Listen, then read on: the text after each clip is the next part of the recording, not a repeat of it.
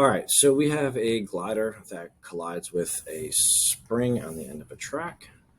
Initially has a momentum going to the left at negative 3 meters per second, multiplied by the mass, and then sometime after it hits the spring, it is recoiled in the other direction at 3 meters per second to the right.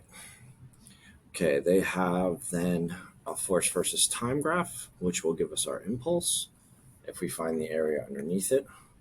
So right here would be your impulse, and an impulse causes a change in momentum. So if we calculate the change in momentum using the first graph, that will also equal the impulse on the second graph. So we can use a combination of these two to determine what the time is of the interaction with the spring. So the change in momentum is going to be, when we look at this, it's your initial momentum plus your impulse. So in this case, this is going to be the area on the force versus time graph, and we don't know the time interval, so I'm just going to leave this at t, is equal to our final momentum.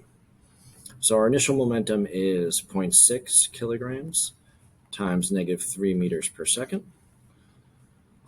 plus 1/2 times 36 newtons times your change in time is equal to 0.6 kilograms times 3 meters per second.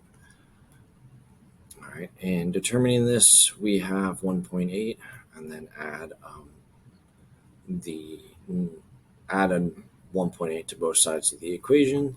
We are going to have 3.6 kilograms